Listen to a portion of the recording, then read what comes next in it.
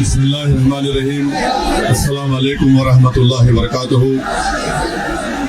صدر محترم آل India Muslim personal حضرت مولانا خالد سیف اللہ رحمانی صاحب شہ نشین پر تشریف فرما، قوم اور ملت کے تنظیموں کے ذمہ داران، میرے ساتھی اراکین پارلیمان، دیگر سیاسی پارٹی کے ذمہ دار، معزز حاضرین اکرام، بزرگان قوم اور ملت، میں صرف آپ کے سامنے یہ عرض کرنا چاہ رہا ہوں کہ نریندر مودی کی حکومت وقف بل کو لا کر قانون بنانے کی جو کوششیں کر رہی ہے، ان کا مقصد ایک ہی ہے کہ اس ملک میں امن کو خراب کیا جائے.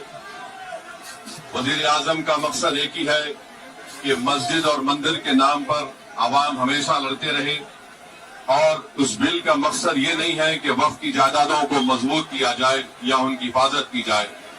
آپ خود اندازہ لگائیے کہ ہندو دھرم کے ایک بہت بڑے جورسٹ ہیں بی کے مکھرجی کی کتاب میں لکھا گیا کہ ہندو دھرم میں بائی کسٹم بائی یوسیج وہ مندر کی جائیداد بن سکتی ہے. تو نریندر مودی وقف کے وقف بائی یوزر کو اس طرح سے ختم کر رہے ہیں کہ اگر کوئی ڈسپیوٹ ہوگا یا گورنمنٹ پراپرٹی ہوگی تو وقف بائی یوزر نہیں رہے گا. دلی میں 123 وقف کی جائیدادیں ہیں جس پر دلی حکومت کا دعویٰ یہ ہے، مرکزی حکومت کا، کہ یہ گورنمنٹ کی پراپرٹی ہے. کلیکٹر کو اختیار دینے کا مطلب یہی ہے کہ کلیکٹر حکومت کے حق میں فیصلہ دے گا. جس مسجد کے امام ہمارے بھائی مولانا محب اللہ ندوی صاحب ہیں، وہاں پر مرکزی حکومت کہتی ہے کہ وہ گورنمنٹ کی پراپرٹی ہے. اگر کل خدا نخواستہ یہ قانون بنے گا تو کوئی بھی جا کر مرکزی حکومت کی طرف سے، دلی سرکار کی طرف سے وہاں پر ایک نوٹس لگا دے گا کہ یہ وقف کی پراپرٹی نہیں ہے. ہبا کو نکال رہے ہیں، ٹرانسفر آف پراپرٹی میں ہبا ہے مگر کوئی گفٹ نہیں کر سکتا وقف کی جائیداد کو. نریندر مودی آج کل بھارت کے ہمارے فضیلت الشیخ بنے ہوئے ہیں اور یہ بتا رہے ہیں کہ اگر کوئی مسلمان ہوتا ہے تو اس کو 5 سال تک وہ وقف کو نہیں دے سکتا ہے. یہ کہاں سے ان کو معلوم ہوا؟ کون سے فقہ یہ کی کتاب میں لکھا گیا؟ تو ان کا مقصد ایک ہی ہے کہ بھارت کے مسلمانوں سے ان کی سیاسی اور مذہبی شناخت کو چھین لیا جائے. میں آپ کو بتا رہا ہوں کہ اس بل کا مقصد مسلمانوں سے مسجدوں کو چھیننا، درگاہوں کو چھیننا، قبرستانوں کو چھیننا، ایویکیو پراپرٹیز کو چھین لینا، یہ مقصد نریندر مودی کی حکومت کا ہے. اور ہم کوشن کر رہے ہیں چندرا بابو نائیڈو کو، ہمارے پاسوان صاحب کو اور نتیش کمار کو.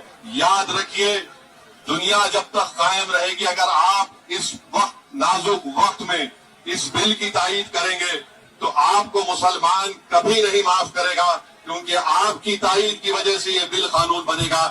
اس لیے ہم ان سے بھی کہہ رہے ہیں کہ آپ اس غیر انکانسٹیٹیوشنل بل کی تائید مت کریے.